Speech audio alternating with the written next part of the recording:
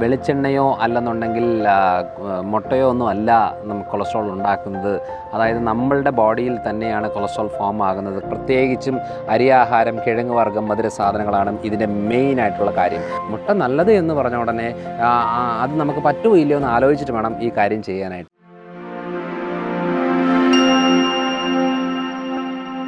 Hello everyone, I am doctor Manoj Johnson. Life style മെഡിസിനിലേക്ക് സ്വാഗതം. ഇന്ന് നമ്മൾ ഡിസ്കസ് ചെയ്യാൻ പോകുന്നത്, ഒത്തിരിയേറെ ആളുകൾ ചോദിക്കാറുണ്ട്, ഡോക്ടർ ഭൂരിഭാഗം വീഡിയോകളിൽ മുട്ടയെക്കുറിച്ച് സപ്പോർട്ടീവായിട്ട് സംസാരിക്കാറുണ്ട്, ഡോക്ടർ എന്താണ് മുട്ടയുടെ അംബാസിഡറോ എന്നൊക്കെ ചോദിക്കുന്ന ആളുകളുണ്ട്.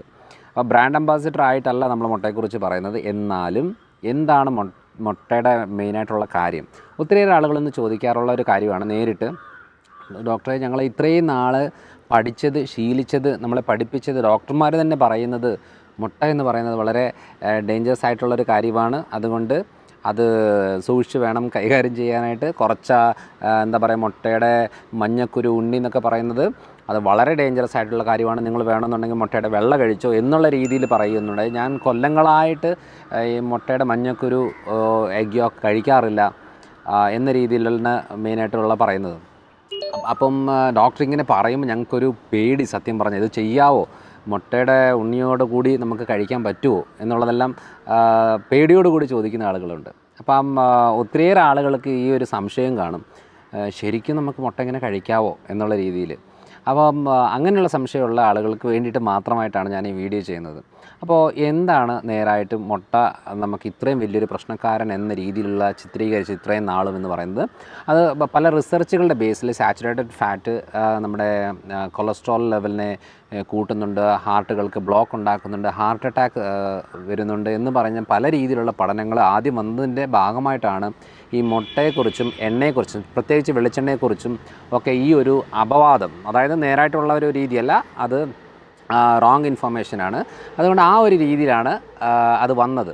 അത് കഴിഞ്ഞ് പല റിസർച്ചുകളും അത് തെളിയിച്ചിട്ടുണ്ട്, വെളിച്ചെണ്ണയോ അല്ലെന്നുണ്ടെങ്കിൽ മുട്ടയോ ഒന്നും അല്ല നമുക്ക് കൊളസ്ട്രോൾ ഉണ്ടാക്കുന്നത്. അതായത് നമ്മളുടെ ബോഡിയിൽ തന്നെയാണ് കൊളസ്ട്രോൾ ഫോം ആകുന്നത്. കാരണം ഒരു 20-25% മാത്രമാണ് ഡയറ്ററി കൊഴുപ്പ് നമ്മുടെ ബോഡിയിൽ കൊഴുപ്പുണ്ടാക്കുന്നത്. പക്ഷേ മോർ ദാൻ 75% അതായത് കൊഴുപ്പുണ്ടാകുന്നതെന്ന് പറഞ്ഞാൽ നമ്മുടെ കാർബോഹൈഡ്രേറ്റിലൂടെയാണ്. അപ്പോൾ എന്തിനാണ് ഇത് പറയുന്നത് വെച്ചാൽ, കാർബോഹൈഡ്രേറ്റ് ആണോ അല്ലയോ എന്ന് പറയുന്നതിന് എങ്ങനെയാണ് കൊഴുപ്പും മുട്ടയും തമ്മിൽ ബന്ധമില്ല എന്ന് എടുത്ത് പറയാൻ കാരണം എന്ന് വെച്ചാൽ, നിങ്ങൾ വെജിറ്റേറിയൻസിനെ നോക്കിയാൽ മതി.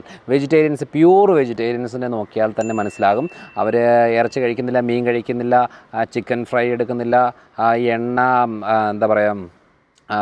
എണ്ണ ഉപയോഗിക്കുന്നുണ്ട്, ശരിയാണ്. അതേപോലെ മുട്ടയൊന്നും തൊടാറ് പോലും ഇല്ലാത്ത ആളുകളുണ്ട്. എന്നാലും അവരുടെ കൊളസ്ട്രോൾ ലെവൽ വളരെ ഹൈ ആയിരിക്കും, ബ്ലോക്കുകൾ കാണും, ആൻജിയോപ്ലാസ്റ്റി ചെയ്തവരായിരിക്കും, ഹാർട്ടിൻ്റെ പ്രശ്നമുള്ളവരായിരിക്കും. അപ്പം മനസ്സിലായല്ലോ, ഡയറക്റ്റ് മുട്ടയല്ല ഈ പ്രശ്നം ഉണ്ടാക്കുന്നതെന്ന്. പ്രശ്നമുണ്ടാക്കുന്ന മെയിൻ കൊളസ്ട്രോൾ ആയാലും ഫാറ്റി ലിവർ ആയാലും ബ്ലോക്കുകളായാലും ഫൈബ്രോയിഡ്, തൈറോയിഡ്, ശരീരത്തിലെ നീര്, ഇതെല്ലാം ഉണ്ടാകുന്നതിൻ്റെ മെയിൻ കാര്യമെന്ന് പറയുന്നത് കാർബോഹൈഡ്രേറ്റ് ആണ്. പ്രത്യേകിച്ചും അരിയാഹാരം, കിഴങ്ങ് വർഗ്ഗം, മധുര സാധനങ്ങളാണ് ഇതിൻ്റെ മെയിനായിട്ടുള്ള കാര്യം. പക്ഷേ ആ വിഭാഗം നമ്മൾ നോക്കാതെ നമ്മൾ വല്ലപ്പോഴും എടുക്കുന്ന ഈ മുട്ടയാണ് നമ്മൾ കുറ്റം പറഞ്ഞുകൊണ്ടിരിക്കുന്നത്. എൻ്റെ ഒരു രീതി അനുസരിച്ച്, അതായത് ഞാൻ എടുക്കുന്ന രീതി എന്ന് പറഞ്ഞാൽ, ഒരു ദിവസം മിനിമം 2 മാക്സിമം 3ഓളം മുട്ട ഒരു ദിവസം കഴിക്കാറുണ്ട്. പക്ഷേ ഇത് കേട്ടുകൊണ്ട് നിങ്ങൾ ആരും ചെയ്യരുത്. കാരണം എന്താണെന്ന് വെച്ചാൽ, ഞാൻ മുട്ട കഴിക്കുന്ന സാഹചര്യത്തിൽ ചോറെന്ന് പറയുന്നത് ഒരു അരത്തവിയാണ് എടുക്കുന്നത്. പക്ഷെ നമ്മൾ 1 പ്ലേറ്റും 2 പ്ലേറ്റും ചോറുണ്ടുകൊണ്ട് അതിൻ്റെ കൂടെ ഒരു മുട്ട എടുത്തു കഴിഞ്ഞാൽ 100% അവർക്ക് ഈ ബ്ലോക്കിൻ്റെ പ്രശ്നവും ഫാറ്റി ലിവറും എല്ലാം ഉണ്ടാകും. അത് മുട്ട കൊണ്ടൊന്നല്ല, അതാ ഈ അളവിൽ ചോറ് കഴിക്കുന്ന ആളുകൾക്കാണ് അത് മെയിനായിട്ട് പ്രശ്നം ഉണ്ടാകുന്നത്. അപ്പോൾ നമ്മൾ ശ്രദ്ധിക്കേണ്ട കാര്യം എന്താണെന്ന് വെച്ചാൽ, നിങ്ങൾക്ക് വെയിറ്റ് കുറയണോ, ഓവറിലെ സിസ്റ്റ് മാറണോ, ഫൈബ്രോയിഡ് യൂട്രസിലെ ഫൈബ്രോയിഡ്, കാരണം ഇപ്പോൾ ഒത്തിരിയേറെ ആളുകൾക്ക് ബ്ലീഡിങ്ങിൻ്റെ പ്രശ്നവും കാര്യങ്ങളൊക്കെ വരുന്ന സമയത്ത് അവർ അൾട്രാസൗണ്ട് സ്കാൻ ചെയ്യുന്ന സമയത്ത് പറയും ഫൈബ്രോയിഡ് ഉണ്ട്. അപ്പോൾ ഫൈബ്രോയിഡ് ഉണ്ട് എന്ന് പറഞ്ഞ സമയങ്ങളിൽ മെയിനായിട്ടും കണ്ടുവരുന്നതെന്ന് വെച്ചാൽ, അത് സാരമില്ല, ചെറുതല്ലേ, നമുക്ക് 6 മാസം കഴിഞ്ഞ് ഒന്നുകൂടെ ഒന്ന് സ്കാൻ ചെയ്ത് നോക്കാം, വലുതാകുന്നുണ്ടോ, അതിന് വലുതാകുവാണെങ്കിൽ മാത്രം അതിൻ്റെ കാര്യം അന്വേഷിച്ചാൽ മതിയല്ലോ എന്ന രീതിയിലാണ് പൊതുവേ പോകാറുള്ളത്. പക്ഷേ അങ്ങനെയല്ല അതിൻ്റെ രീതി. കാരണം എന്ന് വെച്ചാൽ, ചെറിയൊരു ഫൈബ്രോയിഡ് ഉണ്ടാകുക എന്ന് പറഞ്ഞാൽ അവർ ഈ രീതിയിലുള്ള ഹൈ കാലറി ഡയറ്റ് ബോഡിയിലേക്ക് സപ്ലൈ ആകുന്നു എന്നാണ് നമ്മൾ മനസ്സിലാക്കേണ്ടത്. അങ്ങനെ സപ്ലൈ ആയിക്കഴിഞ്ഞാൽ വരുന്ന പല പ്രശ്നങ്ങളിലാണ് നമ്മൾ ഈ പ്രമേഹവും ഫാറ്റി ലിവറും തൈറോയിഡും ഒക്കെ വരുന്ന കാര്യങ്ങൾ. അപ്പോൾ എന്നാന്ന് പറഞ്ഞാൽ ഇങ്ങനത്തെ കണ്ടീഷനെ കുറയ്ക്കാൻ, കൊളസ്ട്രോൾ കുറയ്ക്കാനായിട്ട് ഏറ്റവും നല്ലത് മുട്ട തന്നെയാണ്. പക്ഷേ അത് നമ്മൾ തിരിച്ചറിയുന്നില്ലെന്നേ ഉള്ളൂ. അപ്പോൾ എങ്ങനെയാണ് കുറയ്ക്കേണ്ടതെന്ന് പറഞ്ഞാൽ അരിയും ഗോതമ്പും കിഴങ്ങ് വർഗ്ഗവും മധുര സാധനങ്ങളും കൂടുതൽ കഴിച്ചുകൊണ്ട് മുട്ട കഴിച്ചു കഴിഞ്ഞാൽ കൊളസ്ട്രോൾ കുറയില്ല. പക്ഷേ കഴിഞ്ഞ തവണ ഒരാൾ പറയുകയാണ്, ഡോക്ടർ പറഞ്ഞ വീഡിയോ കണ്ടതിന് ശേഷം ഞാൻ 2 മാസത്തിൽ 10 കിലോ കുറച്ചു, ഒന്നും ചെയ്തില്ല, ഞാൻ ആ ചോറൊന്ന് ഫുള്ളായിട്ടൊന്ന് മാറ്റി വെച്ചു, അതിന് പകരം ഞാൻ ഒരു ദിവസം 2 മുട്ട വീതം കഴിക്കാൻ തുടങ്ങി, രാവിലെയും വൈകിട്ടും എന്ന രീതിയിൽ. അപ്പോൾ ഇങ്ങനെ ചെയ്യുമ്പോൾ എനിക്ക് ഇടയ്ക്കൊരു പേടി തോന്നി. അപ്പോൾ ഞാൻ എന്ത് ചെയ്തു, ഞാൻ പോയിട്ട് ബ്ലഡ് ടെസ്റ്റ് ചെയ്തു. അപ്പോൾ 260 ഉണ്ടായിരുന്ന കൊളസ്ട്രോൾ ലെവൽ എനിക്കിപ്പോൾ 190 ആയിട്ടാണ് ഉള്ളത്. അപ്പോൾ ഞാൻ പറയുന്ന കാര്യം, ഇത് ശരിയാണോ തെറ്റാണോ എന്നൊക്കെ ആലോചിച്ച് റിസർച്ച് ചെയ്ത് സമയം കളയേണ്ട ആവശ്യമൊന്നുമില്ല.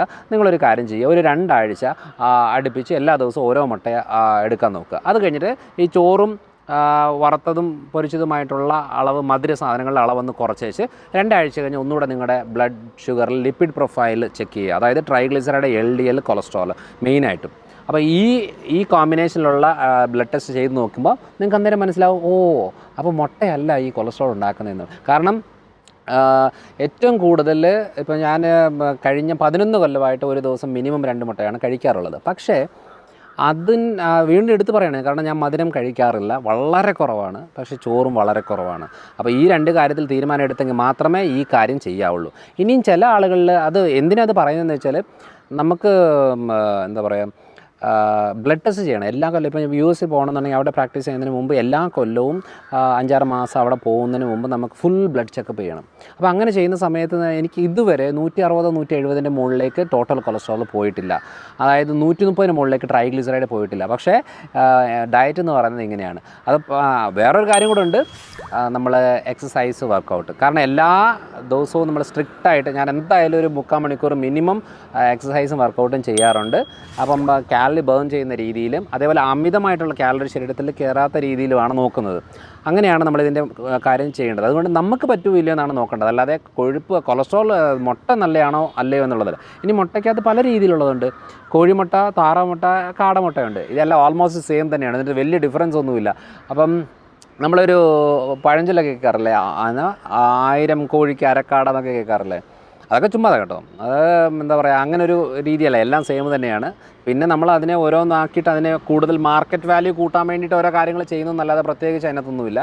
പിന്നെ ഈ പൈൽസിൻ്റെ പ്രശ്നമുള്ള ആളുകൾ, അതേപോലെ ബോഡിയിൽ കുരുക്കളുണ്ടാകുന്ന ആളുകൾ, പ്രോട്ടീൻ അലർജി ഉള്ള ആളുകളൊന്നും മുട്ട അധികം കഴിക്കരുത്. ചില ആളുകൾ, ഞാൻ കഴിഞ്ഞ പ്രാവശ്യം ഒരാളെന്നോട് സംസാരിച്ചുകൊണ്ടിരുന്നപ്പോൾ പറഞ്ഞു, കുറച്ച് ദിവസമായിട്ട് ഭയങ്കര ചൊറിച്ചിലാണ്, കണ്ണൊക്കെ ഭയങ്കര ചൊറിയുന്നു എന്ന് പറഞ്ഞു. അപ്പോൾ ഞാൻ പറഞ്ഞു, എന്നാൽ നിങ്ങൾക്ക് പ്രോട്ടീൻ അലർജി കാണുമല്ലോ, ഒരു കാര്യം ചെയ്യുക, നിങ്ങളിപ്പോൾ എടുത്തുകൊണ്ടിരിക്കുന്ന ഈ ഒരാഴ്ചയായിട്ട് ഏതെങ്കിലും കാര്യം അടുപ്പിച്ചെടുക്കുന്നുണ്ടോ എന്ന് ചോദിച്ചു. അപ്പോൾ അവർ പറഞ്ഞു, ആലോചിച്ച് നോക്കിയിട്ട് പറഞ്ഞു, ഞാൻ ഡോക്ടറുടെ വീഡിയോ കണ്ടിട്ട് ഇപ്പം കുറച്ച് ദിവസമായിട്ട് എല്ലാ ദിവസവും ഇങ്ങനെ മുട്ട കഴിക്കുന്നുണ്ട് എന്ന് പറഞ്ഞു. ഒരു കാര്യം ചെയ്യും, നിങ്ങൾക്ക് മുട്ട അലർജി ആണെന്ന് തോന്നുന്നത്, നിങ്ങൾ ആ മുട്ടയൊന്ന് മാറ്റി വെക്കുക എന്ന് പറഞ്ഞു. അത് നമ്മുടെ ഒരു ഫാമിലി ഫ്രണ്ടും കൂടിയായിരുന്നു. അപ്പോൾ അങ്ങനെ ചെയ്തപ്പോൾ രണ്ടാമത് ഒരു 2 വീക്സ് കഴിഞ്ഞ് അവരെ കണ്ടപ്പോൾ അവർ പറഞ്ഞത്, ഞാൻ മുട്ട മാറ്റി വെച്ച് എൻ്റെ കണ്ണിലെ ചൊറിച്ചിൽ പോയി. അപ്പം കണ്ണിലെ അങ്ങനെ ഒരു ഇച്ചിങ് ഉണ്ടാകുന്നതിൻ്റെ മെയിൻ റീസൺ എന്ന് പറയുന്നത് പ്രോട്ടീൻ അലർജിയാണ്. അപ്പോൾ നമ്മൾ തിരിച്ചറിയേണ്ട കാര്യം, മുട്ട നല്ലത് എന്ന് പറഞ്ഞ ഉടനെ അത് നമുക്ക് പറ്റുകയില്ലയോ എന്ന് ആലോചിച്ചിട്ട് വേണം ഈ കാര്യം ചെയ്യാനായിട്ട്. ഇപ്പം മദ്യപാനമായാലും പുകവലി ആയാലും ഏതൊരു കാര്യമായാലും ചെറിയ അളവിൽ എടുക്കുന്നത് കുഴപ്പമില്ല. പക്ഷേ ആ കുഴപ്പമില്ല എന്നുള്ളത് ചെറിയ അളവിൽ നമുക്ക് പറ്റുകയില്ലയോ എന്ന് നമ്മൾ തിരിച്ചറിഞ്ഞെങ്കിൽ മാത്രമേ അതിന് കാര്യമുള്ളൂ. വേറൊരാൾ മദ്യം നന്നായിട്ട് കഴിക്കുന്നു എന്ന് പറഞ്ഞ് നമ്മൾ ആ ഒരു അളവിൽ കഴിക്കാൻ പോയാൽ നമുക്ക് പ്രശ്നം ഉണ്ടാകും. അതേപോലെ വേറൊരാൾ നന്നായിട്ട് ചോറ് കഴിക്കുന്നു എന്ന് പറഞ്ഞ് നമ്മൾ അത് കഴിക്കാൻ പോയി കഴിഞ്ഞാൽ അത് നമുക്ക് പ്രശ്നം ഉണ്ടാകാം. വേറൊരാൾ നന്നായിട്ട് മുട്ട കഴിക്കുന്നു എന്ന് പറഞ്ഞ് നമ്മൾ കഴിക്കാൻ പോയാൽ നമുക്ക് പ്രശ്നം ഉണ്ടാകും. അതുകൊണ്ട് എന്താ ചെയ്യേണ്ടത്, നമ്മുടെ ശരീരത്തിൽ നമ്മളെ പഠിക്കണം. അതിൽ കുറച്ച് ദിവസം അടുപ്പിച്ച് ഏതൊരു കാര്യം ചെയ്യുമ്പോൾ അതിൻ്റേതായ പ്രശ്നങ്ങളും ബുദ്ധിമുട്ടും ഉണ്ടാകും. പിന്നെ ഞാൻ കഴിഞ്ഞൊരു വീഡിയോയിൽ എടുത്ത് പറഞ്ഞിട്ടുണ്ടായിരുന്നൊരു കാര്യമായിരുന്നു, ഒരു കല്യാണം കഴിക്കാനായിട്ട് പോകുന്ന പെൺകുട്ടി 15 ദിവസം ഉണ്ടായിരുന്നുള്ളൂ. ഈ 15 ദിവസം കൊണ്ട് വെയിറ്റ് കുറയ്ക്കണം. അതായത് അതുവരെ ഡ്രസ്സും കാര്യങ്ങളെല്ലാം എടുത്ത് റെഡിയാക്കിയിരിക്കും. ഇനി അത് രണ്ടാമത് ഡ്രസ്സിനെ ഫിറ്റിങ്സ് ഒക്കെ ചെയ്ത് സമയം കളയാനുള്ള സമയമില്ല, എനിക്ക് എങ്ങനെയെങ്കിലും പെട്ടെന്ന് വെയിറ്റ് കുറയ്ക്കണമെന്ന് പറഞ്ഞപ്പോൾ ഞാൻ ഈ എഗ് ഡയറ്റ് എന്ന് പറയുന്നൊരു പ്ലാൻ പറഞ്ഞു കൊടുത്തു. എഗ് ഡയറ്റ് പ്ലാനിലെന്ന് പറയുന്നത് ഒരു ദിവസം 4 മുട്ടയാണ്. പക്ഷേ ഈ 4 മുട്ട കഴിക്കുമ്പോൾ നമുക്ക് വിചാരിക്കും, ഇങ്ങനെയൊക്കെ കഴിക്കാമോ എന്ന് ഓർക്കും. പക്ഷേ വേറൊന്നും പറ്റത്തില്ല. മുട്ട കഴിക്കാം, ബട്ടർ കോഫി കഴിക്കാം, അതായത് രാവിലെ ഒരു മുട്ട, ഉച്ചയ്ക്ക് 2 മുട്ട, രാത്രി 1 മുട്ട. ഇതാണ് മെയിൻ ഫുഡ്. ഇതിൻ്റെ കൂടെ നമുക്ക് അവിയൽ, തോരന്, മെഴുക്ക് പുരട്ടി, വറവൽ, ഉപ്പേരി എന്നൊക്കെ പറയില്ലേ, ആ ഒരു ഗ്രൂപ്പ് ഓഫ് ഫുഡുകൾ പറ്റും. പിന്നെ ഈ രാവിലെയും ഉച്ചയ്ക്കും ഗ്യാപ്പിൽ ഒരു ആപ്പിളും വൈകുന്നേരം രാത്രിത്തെ ഗ്യാപ്പിൽ ഒരു ഓറഞ്ചുമായിട്ടാണ് പറഞ്ഞിരുന്നത്. ഇത് 10 ദിവസം ചെയ്തു. കാരണം 15 ദിവസം ഉണ്ടായിരുന്നു. 10 ദിവസത്തിൽ 7 കിലോ കുറഞ്ഞു. അപ്പോൾ ഞാൻ എടുത്ത് പറഞ്ഞതെന്ന് വെച്ചാൽ ഇതൊന്നും അങ്ങനെ കാലങ്ങളായിട്ട് എടുക്കേണ്ട ഒരു കാര്യമല്ല. നമുക്ക് ഓരോന്നിനും ടൈം പീരീഡ് ഉണ്ട്. ഓരോ ശരീരപ്രകൃതം പഠിച്ചു കഴിഞ്ഞിട്ട് പറയുന്നൊരു രീതിയാണ്. അല്ലാതെ നമ്മളിത് ചെയ്തിട്ട് കഴിഞ്ഞ പ്രാവശ്യം ഇങ്ങനെ ഒരാൾ ഞാൻ ആ വീഡിയോ പറഞ്ഞ് ചെയ്തത് കൊണ്ട് 3 ദിവസം അടുപ്പിച്ച് ചെയ്തപ്പോഴത്തേനും ഗ്യാസ്ട്രൈറ്റിസ് ഉണ്ടായി. ശരീരത്തിൽ ഗ്യാസിൻ്റെ ഫോർമേഷനും നെഞ്ചരിച്ചിലും പ്രശ്നങ്ങളൊക്കെ ഉണ്ടായി. അപ്പം നമ്മൾ ശ്രദ്ധിക്കേണ്ട കാര്യം, ഏതൊരു കാര്യം നമ്മൾ ആദ്യത്തെ 3 ദിവസം ചെയ്ത് നോക്കിയിട്ട് പ്രശ്നമില്ല എന്ന് തോന്നുവാണെന്നുണ്ടെങ്കിൽ, പ്രശ്നമുണ്ടെങ്കിൽ 2 ദിവസം നോർമൽ ഡയറ്റിലേക്ക് വന്ന് വീണ്ടും ഇത് കണ്ടിന്യൂ ചെയ്യുക. ഇതെല്ലാം ചെറിയ ഷോർട്ട് പീരീഡിലേക്കാണ് ഇത് നമ്മൾ മെയിനായിട്ട് ഫോക്കസ് ചെയ്യേണ്ടത്. അതുകൊണ്ട് മുട്ട എന്ന് പറയുന്നത് നമുക്ക് പറ്റുമോ ഇല്ല എന്നുള്ളത് ആദ്യം മനസ്സിലാക്കണം. ഇനി മുട്ട കഴിക്കുകയാണെന്നുണ്ടെങ്കിൽ ഫുള്ളായിട്ട് ഹോൾ മുട്ടയായിട്ടാണ് കഴിക്കേണ്ടത്. അതിന് മഞ്ഞക്കുരു, വെള്ളം എന്ന് പറഞ്ഞ് മാറ്റിയെടുക്കേണ്ട ആവശ്യമില്ല. ഇനി ജിമ്മിൽ പോകുന്ന ആളുകൾ, വർക്കൗട്ട് ചെയ്യുന്നവർ, പ്രോട്ടീൻ്റെ ഇൻടേക്ക് കൂടുതൽ ആവശ്യമുള്ളവരാണെന്നുണ്ടെങ്കിൽ നിങ്ങൾ 2-3 മുട്ടയുടെ വെള്ളം എടുക്കാം. പക്ഷേ ഒരു മുട്ടയുടെ ഫുള്ളായിട്ടുള്ള എഗ് യോക്ക് കഴിക്കുന്നത്, ഫുള്ളായിട്ടുള്ള മുട്ട കഴിക്കുന്നത് വളരെ നല്ലൊരു ഓപ്ഷനാണ്. പക്ഷേ അതിൻ്റെ കൂടെ നമ്മൾ ഈ ഇഡ്ഡലിയും ദോശയും പുട്ടും ചപ്പാത്തിയും പൊറോട്ട, അതേപോലെ ചോറ് എന്നൊക്കെ മധുരം എന്നൊക്കെ പറഞ്ഞ അളവ് കൂടുതൽ എടുത്തു കഴിഞ്ഞാൽ നമുക്ക് 100% കാർഡിയാക് ബ്ലോക്കുകൾ, അതായത് ഹാർട്ടിലെ ബ്ലോക്കുകളുണ്ടാകും, ഫാറ്റ് ലിവർ ഉണ്ടാകും, ഗ്യാസിൻ്റെ ഫോർമേഷൻസ് ഉണ്ടാകും, സ്കിന്നിലെ റാഷസ് ഉണ്ടാകും, എല്ലാം ഉണ്ടാകും. അതുകൊണ്ട് മനസ്സിലാക്കേണ്ടത് എന്താണെന്ന് വെച്ചാൽ, ഞാൻ ഏറ്റവും കൂടുതൽ പ്രോട്ടീനെ സപ്പോർട്ട് ചെയ്യുന്ന ഒരാളാണ്. പക്ഷേ പ്രോട്ടീൻ അലർജി ഉള്ളവരും, പ്രോട്ടീൻ കഴിച്ചു കഴിഞ്ഞാലുള്ള ബുദ്ധിമുട്ടുള്ളവരും, പൈൽസ് റിലേറ്റഡ് പ്രശ്നമുള്ളവരും, മുടിപൊഴിച്ചിലിന് പ്രശ്നമുള്ളവരും ഒക്കെ ശ്രദ്ധിക്കണം. നമുക്കത് പറ്റുമോ ഇല്ലെന്ന് നോക്കിയിട്ട് വേണം ഈ മുട്ടയെ കഴിക്കാനായിട്ട്. അതുകൊണ്ട് താറാമുട്ട കുറച്ചുകൂടെ നല്ലൊരു ഓപ്ഷനാണ് കോഴിമുട്ടയെക്കാട്ടിലും. പിന്നെ ഒരു തെറ്റിദ്ധാരണ എന്ന് പറയുന്നത് എന്താണെന്ന് വെച്ചാൽ, ഇതിലൊക്കെ ഹോർമോൺ കുത്തിവെക്കുന്നു, അല്ലെന്നുണ്ടെങ്കിൽ കോഴിയുടെ ഫീഡുകളിൽ ഹോർമോൺ കൊടുത്തത് കൊണ്ടാണ് ഇങ്ങനെ ഉണ്ടാകുന്നത് എന്നുള്ളതാണ്. അതായത് ഇതുവരെ ഒരു തെളിവ് പോലും ഹോർമോൺ കുത്തിവെക്കുന്നതിനില്ല. വൈറ്റമിൻസും ആൻറ്റിബയോട്ടിക്സും ഒക്കെ ഉണ്ട്. കാരണം വൈറ്റമിൻസൊക്കെ നമ്മൾ ഇഞ്ചെക്റ്റ് ചെയ്യുന്ന പല ഏരിയകളിലും ഉണ്ട്. ആ വീഡിയോ കണ്ടുകൊണ്ട് നമ്മൾ ഹോർമോൺ കുത്തിവെക്കുക എന്ന് പറഞ്ഞുകൊണ്ട് തെറ്റിദ്ധരിക്കേണ്ട ആവശ്യമില്ല. കാരണം ഈ 100 രൂപയ്ക്ക് കിലോയ്ക്ക് കൊടുക്കുന്ന ഒരു കോഴിയെ അവർ 10,000 രൂപ കൊടുത്തിട്ടൊരു ഹോർമോൺ കുത്തിവെക്കേണ്ട ആവശ്യങ്ങളൊന്നും ഇല്ല. പിന്നെ അത് മനസ്സിലാക്കേണ്ടതെന്ന് വെച്ചാൽ, നമ്മൾ അങ്ങനെ ബൾക്കി ആയിട്ട് എടുക്കുന്ന ഒരു ഏരിയയിൽ നിന്ന് എടുക്കാതെ ചെറിയ രീതിയിൽ നമ്മുടെ നാടൻ എന്താ പറയുക, ഈ ബ്രോയിലർ ചിക്കൻ വളർത്തുന്ന ഒത്തിരിയേറെ സ്ഥലങ്ങളുണ്ട്. അവർക്കൊന്നും ഈ ഓരോന്നോരോന്ന് കുത്തിക്കൊണ്ടിരിക്കാനുള്ള സമയങ്ങളൊന്നുമില്ല. പിന്നെ അതുമാത്രമല്ല, ഹോർമോൺ കുത്തിവെക്കുക എന്ന് പറയുന്നത് അത് നമ്മൾ വായിലൂടെ കഴിച്ചു കഴിഞ്ഞാൽ അത് പ്രോട്ടീനായിട്ട് ഉപയോഗിക്കുന്നൊരു കാര്യമാണ്. പക്ഷേ അത് ബ്ലഡിൽ കയറിക്കഴിഞ്ഞാൽ മാത്രമാണ് ശരീരത്തിന് ദോഷമായിട്ട് മാറുന്നത്. അതേപോലെ തന്നെ മെയിനായിട്ട് നമ്മൾ ശ്രദ്ധിക്കേണ്ട കാര്യം എന്താണെന്ന് വെച്ചാൽ, ഈ ഹോർമോൺസ് എന്ന് പറയുന്നത്, നമ്മൾ ഈ പാമ്പിൻ്റെ വിഷം നമ്മൾ കഴിച്ചു കഴിഞ്ഞാൽ അത് പ്രോട്ടീനാണ്. അത് നമ്മൾ മസിൽ ബിൽഡപ്പ് ചെയ്ത് എടുക്കാൻ അത് സഹായിക്കുന്നൊരു കാര്യമാണ്. എന്ന് പറഞ്ഞുകൊണ്ട് പാമ്പിൻ്റെ വിഷം നമ്മൾ ബ്ലഡിലേക്ക് വന്നു കഴിഞ്ഞാൽ വിതിൻ മിനിറ്റ്സിനുള്ളിൽ ഒരാൾ മരിക്കാനും സാധ്യതയുണ്ട്. അതുകൊണ്ട് ശ്രദ്ധിക്കണം ഏത് ഫോമിലാണ് ഉള്ളിലേക്ക് പോകുന്നത്. അതുകൊണ്ട് ദയവ് ചെയ്ത് അധികം എന്താ പറയുക പോയ്സൺ അല്ലാതെയും അധികം മായം കലരാത്ത ഒരു ഭക്ഷണമായിട്ടാണ് ഈ മുട്ട പറയുന്നത്. അതുകൊണ്ടാണ് ഞാൻ മുട്ട കൂടുതൽ പ്രിഫർ ചെയ്യുന്നത്. കുഞ്ഞു കുട്ടികൾക്കൊക്കെ ഡെയിലി ഓരോ മുട്ട കൊടുക്കുക. അവർ ഓടിച്ചാടി കളിക്കട്ടെ. കാരണം അവരുടെ ഒത്തിരിയേറെ അസ്ഥി പ്രശ്നങ്ങൾക്ക്, സന്ധി ബുദ്ധിമുട്ടുകൾക്ക്, വളർച്ചയിൽ ഏറ്റവും കൂടുതൽ സഹായിക്കുന്നത് ഇതേപോലത്തെ ഒരു മുട്ടയ്ക്കകത്ത് ആവശ്യം പോലെ പ്രോട്ടീൻസും വൈറ്റമിൻസും മിനറൽസും കാർബോഹൈഡ്രേറ്റ് വരെയുണ്ട്. കാരണം ഒരു മുട്ട കഴിച്ച് കഴിഞ്ഞാൽ ഒരു 80ഓളം കാലറി കിട്ടും. പക്ഷേ ഒരു കപ്പ് ചോറ് കഴിച്ചാൽ 350 കാലറി കിട്ടും. പക്ഷേ ഈ ചോറ് കഴിക്കുന്ന അളവ് എന്ന് പറയുന്നത് പെട്ടെന്ന് ദഹിക്കും. പക്ഷേ മുട്ടയുടെ അളവ് കുറച്ച് നേരം കൂടെ നിൽക്കും. പക്ഷേ കൂടുതൽ പോഷകങ്ങൾ ശരീരത്തിൽ കിട്ടും. അങ്ങനെയാണ് നമ്മൾ ശ്രദ്ധിക്കുന്നത്. അതുകൊണ്ട് കൂടുതൽ ചോറ് കഴിക്കുമ്പോൾ കുറച്ച് നേരം കഴിയുമ്പോൾ നമുക്ക് വീണ്ടും വിശക്കും. പക്ഷേ മുട്ടയുടെ അളവ് അങ്ങനെയല്ല.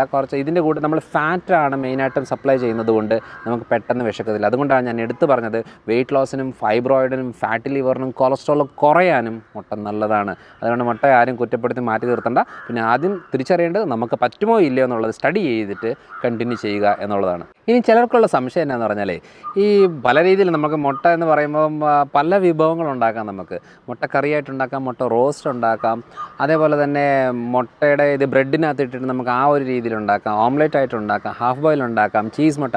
ഞാൻ ഏറ്റവും കൂടുതൽ കഴിക്കുന്നത് എന്താ പറയുക, ഒരു മുട്ടയും ഒരു സ്ലൈസ് ചീസും ഒക്കെ വെച്ചിട്ടുള്ള ആ ഡയറ്റാണ്. അതിൻ്റെ കൂടെ കുറച്ച് വെജിറ്റബിൾസൊക്കെ ഇട്ടിട്ടുള്ള ഒരു ഡയറ്റാണ് എനിക്ക് ഇഷ്ടമുള്ളത്.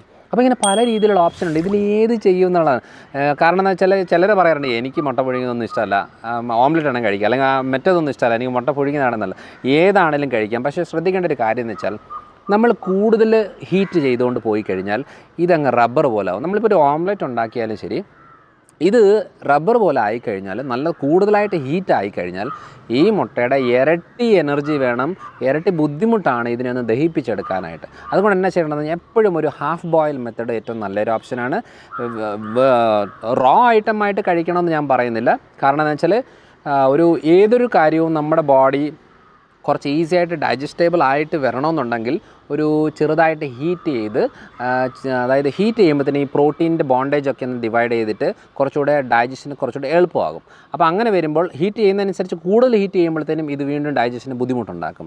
അപ്പം കൂടുതൽ രീതിയിലുള്ള ബാക്ടീരിയാസും കാര്യങ്ങളും എല്ലാം നമ്മൾ ചെറിയ രീതിയിൽ ഹീറ്റ് ചെയ്യുമ്പോഴത്തേനും അതങ്ങ് ക്ലിയർ ആയി പൊക്കോളും. അപ്പോൾ അതുകൊണ്ട് എപ്പോഴും ഒരു മീഡിയം രീതിയിൽ നമ്മൾ ബോയിൽ ചെയ്യുകയാണെന്നുണ്ടെങ്കിൽ, ഇപ്പോൾ ചില മുട്ട പുഴുങ്ങുന്ന കണ്ടിട്ടില്ലേ, അതിൻ്റെ മുട്ടയുടെ ഉണ്ണി മഞ്ഞക്കുരു എന്ന് പറയുന്ന ഒരുമാതിരി കറുത്ത് വരുന്ന രീതിയിലേക്ക് വരും. അത് കഴിക്കുന്നതുകൊണ്ട് യാതൊരു ഉപയോഗവുമില്ല. അങ്ങനെ ഒരു പ്രശ്നം, ഉപയോഗത്തിനെക്കാട്ടിലും ദോഷമായിട്ടാണ് അത് മാറുന്നത്. അതുകൊണ്ട് എല്ലാം ഒരു ചെറിയ അളവിൽ ഇങ്ങനെ നമ്മളൊരു മുട്ട പുഴുങ്ങി പിടിച്ച് കഴിഞ്ഞാൽ അത് ഇങ്ങനെ ഫ്ലഫി ആയിട്ട് തോന്നണം. ആ ഒരു രീതിയിലാണെന്നുണ്ടെങ്കിൽ അത് കറക്റ്റായിട്ടുള്ള ഒരു പാചകമാണ്. അത് നമുക്ക് ഓംലെറ്റ് ആയിട്ട് കഴിക്കാം, ഹാഫ് ബോയിലായിട്ടും കഴിക്കാം. ഹാഫ് ബോയിൽ എന്നാണ് ഏറ്റവും നല്ലൊരു ഓപ്ഷനാണ് ഹാഫ് ബോയിൽ കേട്ടോ. അതും നല്ലൊരു കാര്യമാണ്. പിന്നെ എപ്പോഴും നമ്മൾ കുട്ടികൾക്ക് ഈ ഓംലെറ്റ് ആക്കുന്ന സമയത്ത് അതിൻ്റെ കൂടെ കുറേ വെജിറ്റബിൾസ് കൂടെ ഇട്ടിട്ട് അങ്ങനെ ഒരു ഡിഷായിട്ട് കൊടുക്കുന്നതായിരിക്കും കുറച്ചുകൂടെ നല്ലൊരു ഓപ്ഷൻ. കാരണം എപ്പോഴും പിന്നെ നമുക്ക് വെറൈറ്റി ആയിട്ടുള്ള ഷേപ്പിൽ ഇത് ഉണ്ടാക്കിയെടുക്കാൻ പറ്റും. ഇപ്പോൾ നമ്മൾ ബ്രെഡിൻ്റെ സൈഡ് മാത്രം, ഉള്ളു മാത്രം കട്ട് ചെയ്തെടുത്തിട്ട് ബ്രെഡിൻ്റെ അതുപോലെ നോൺ സ്റ്റിക്കിന് മുകളിൽ വെച്ചിട്ട് ഇത് കുറച്ച് വെജിറ്റബിൾസ് മുട്ടയെല്ലാം ഇങ്ങനെ ഇതാക്കിയിട്ട് ഇട്ട് കിടക്കിയാൽ അങ്ങനെ നല്ലൊരു ഷേപ്പിൽ നമുക്ക് ആക്കിയെടുക്കാൻ പറ്റും. അതേപോലെ മോൾഡ് ഉള്ളെങ്കിൽ പല രീതിയിൽ നമുക്ക് കുട്ടികൾക്ക് പല രീതിയിൽ നമുക്ക് മുട്ട ഡിഷസൊക്കെ ഉണ്ടാക്കി കൊടുക്കാൻ പറ്റും. ഇനി അതേപോലെ തന്നെ കോമൺ ആയിട്ട് നമ്മൾ ചെയ്യുന്ന ബ്രെഡിനകത്ത് മുട്ട ഇങ്ങനെ ഇട്ട് അതിനകത്ത് കുറച്ച് പാലും കുറച്ച് പഞ്ചസാര പേരിന് ഇട്ട് കഴിഞ്ഞിട്ട് അത് നമുക്ക് വേണമെന്നുണ്ടെങ്കിൽ നല്ല രീതിയിൽ പാൻ കേക്ക് പോലെയൊക്കെ ആക്കി എടുക്കാൻ പറ്റുന്ന നല്ല കാര്യമാണ്. പിന്നെ എളുപ്പത്തിലാണെങ്കിൽ ഗോതമ്പ് ദോശ പോലെ ആക്കിയില്ല, ഗോതമ്പ് ദോശയ്ക്കകത്ത് 1-2 മുട്ട ഇട്ടിട്ട് 2 ദോശ കുട്ടികൾക്ക് കൊടുത്താൽ മതി. ഏറ്റവും ന്യൂട്രീഷ്യനായിട്ടുള്ള ഫുഡാണ്. അപ്പം ഇങ്ങനത്തെ പല മെത്തഡുണ്ട്. പക്ഷേ ഏത് മെത്തഡായാലും പച്ചയ്ക്ക് കഴിക്കുന്നത് നല്ലൊരു ഓപ്ഷനായിട്ട് ഞാൻ പറയുന്നില്ല. പക്ഷേ ഒരു മീഡിയം രീതിയിൽ ഹീറ്റ് ചെയ്തെടുക്കുന്ന നല്ലൊരു ഓപ്ഷനാണ്. ഡീപ്പ് ഹീറ്റിലേക്ക് പോകുന്നത് യൂസ്ലെസ് ആണ്. ഇനി എഗ് ബജ്ജി എന്നൊക്കെ പറയാറില്ലേ, അതിനെ പറഞ്ഞ എഗ് ബോണ്ട എന്നൊക്കെ പറയുന്നുണ്ടല്ലോ, നമ്മൾ സാധാരണ തട്ടുകടയിലൊക്കെ കിട്ടുന്നൊരു കാര്യം. കാരണം അതെന്ന് പറഞ്ഞാൽ ഓൾറെഡി ബോയിൽ ചെയ്തെടുത്ത ഒരു മുട്ടയെ വീണ്ടും അത് മാവിൽ മുക്കിയിട്ട് വീണ്ടും അത് ഡീപ്പ് ഫ്രൈയിലേക്ക് പോവുകയാണ്. ഇത് ഹൈ ഹീറ്റ് ആയിക്കഴിഞ്ഞാൽ അതുകൊണ്ട് യാതൊരു ഉപയോഗവും ശരീരത്തിനില്ല.